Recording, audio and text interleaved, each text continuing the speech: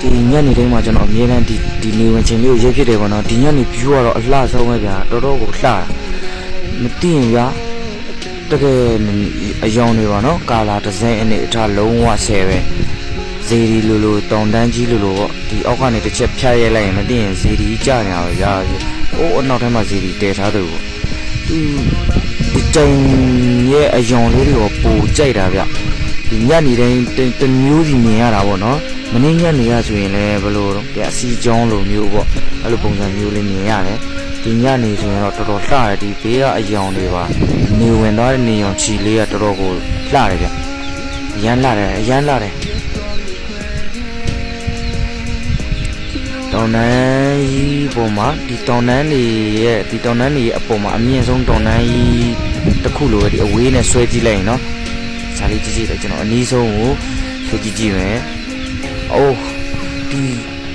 တိန်နေရဲ့ဒီနေအောင်ချီကန်နေတဲ့ကာလာလုံးဝဆယ်ပဲတော်တော်လှတယ်ဗျာဒါအဝေးဆုံးနဲ့ရိုက်ထားကြည့်ရပါတော့ပကြီးကားတစ်ချက်လို့တော့ထင်ရတယ်ပကြီးကားတကယ်ပကြီးကားလို့ပဲဒီညနေတိုင်းဒီဟာကိုတော့ဒီစုခင်းကိုတော့လာအမြဲတမ်းလာကြည့်ဖြစ်တယ်လိုင်းတက်လာတိုင်းဒီစုခင်းကြီးကတော့ညနေတိုင်းမြင်နေရတာပေါ့ဒါကတော့တောင်ပေါ်ရရင်သူမြင်နေကြတဲ့နှင်းတွေမြူတို့တဖန်ပြန်လဲမြင်တွေ့ရပါပြီဗျာအေးတက်တွေရောမိုးတက်တွေရောအလွမ်းသက်တွေရောပါဟိုတဲ့တောင်ပေါ်မျိုးတော့ကျွန်တော်တို့မရောက်သေးတော့လွမ်းနဲ့ရောက်လာပြန်တော့လေဘယ်ကိုပြန်ပြီးလွမ်းလို့လွမ်းရမှမသိပါဘူးဗျာ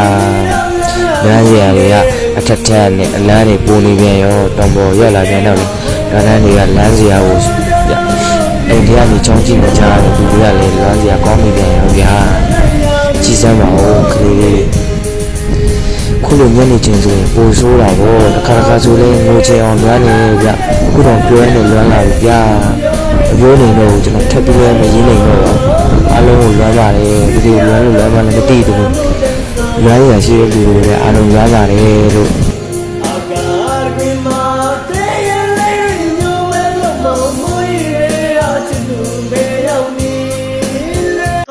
ဆေးပြေမိုးလာနေပြီဆေးပြေးပါပြေးထား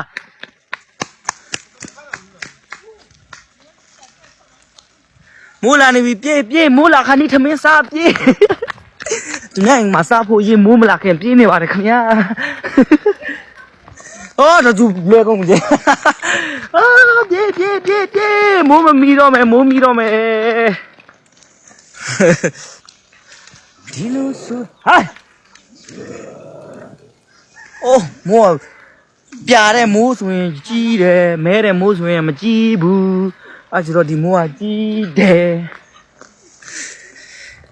ဟေးမရောက်ခင်ဘယ်တော့မှတဲမယ်တဲခုခောက်မှတဲမယ်整不也害了啊也害了啊西贡那上午一些班这个班来来中了来没事我还别上了在那个没有弄上街路你来上个台湾也弄这个我不能不敢讲了你来好吗你来讲啥好吧请走我路你来你好多请了路别了ကျွန်တော်ဒီလိုင်း3လာတဲ့နေရာကနေဟိုးတဲ့ရွာကိုလမ်းမြင်နေရလေကျွန်တော်အရင်တစ်ခေါက်ကလည်းအဲ့ရွာလေးမှာကျောင်းဆရာမရှိဘူးပေါ့နော်စာသင်ကျောင်းလည်းမရှိပါဘူးစာသင်ကျောင်းမရှိဘူးကျောင်းဆရာမရှိဘူးဆိုတာကဒီသူတို့ရွာမှာကြတော့ဒီဆိုင်ကယ်တွေလည်းမရှိဘူးကားလည်းမရှိဆက်လည်းမရှိဆိုတော့ဆရာတွေကိုအကျိုးပို့လုပ်တဲ့နေရာမှာအခက်အရန်ဖြစ်တာပေါ့နော်အဲ့ဒါကြောင့်မို့သူတို့တွေကျောင်းဆရာတွေမခေါ်ထားတာပါခင်ဗျာအဲ့ကလေးအဲ့ဘက်ကရွာကလေးတွေလည်းပညာလုံးဝမသင်ရဘူးပေါ့နော်ဒီဘက်မှာကအဲ့လိုစာသင်ကျောင်းမရှိတဲ့ရွာတွေပညာမသင်ရတဲ့ရွာတွေမှအများကြီးရှိပါသေးတယ်ခင်ဗျာတောင်ပေါ်ဘက်မှာဒီသူတို့ခက်ခဲတာကြတော့ဒီလန်ခရီးအကျိုးပို့လောက်တာခက်ခဲလို့ပေါ့ဆိုပြီးတော့သူတို့အလုပ်ကြောင့်မယူတာပါလန်ခရီးကမိုးတွင်းဆိုရင်လည်းခက်ခဲတယ်ဆိုပေမဲ့အဲ့လောက်ထိမှမဝေးတာဒီမင်းကိန်မြို့ပေါ်ကနေကျွန်တော်တို့ရွာ26မိုင်ပဲရှိတာပေါ့ဒါပေမဲ့လမ်းကတအားကြီးဆိုတော့နိုင်2ပတ်ခွဲလောက်သွားရတာပေါ့နော်ဒီမိုးတွေရွာရင်ပိုကြတယ်ဗျ ဒီကျွန်တော်တို့ဘာခွန်ရွာလေးကအဲ့လိုစာတင်ကျောင်းလေးရှိတယ်ကျောင်းတက်တဲ့လူတွေလည်းရှိတယ်ဆိုရင်ပဲတော်သေးတယ်လို့ပြောရမှာပေါ့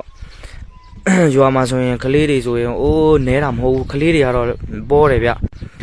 ကလေးတွေလည်းပေါ်တယ်အဲကြောင့်မို့ကလေးတွေကိုလည်းသူတို့မွေးလာတော့အလောက်ခင်းကြတာဒီကလေး2ယောက်ကျောင်းလာမေးကြလို့ပေါ့နော်တွားမခေါ်ဖြစ်တော့ဘူးလားကလေးတွေကျောင်းဘယ်လိုလဲဆိုတော့ကလေးတွေကသူ့မိဘတွေကတွားမခေါ်တော့ဘူးထင်တယ်ကျွန်တော်စီကိုလည်းဘာစကပြန်မှမရောက်လာတော့ပါဘူး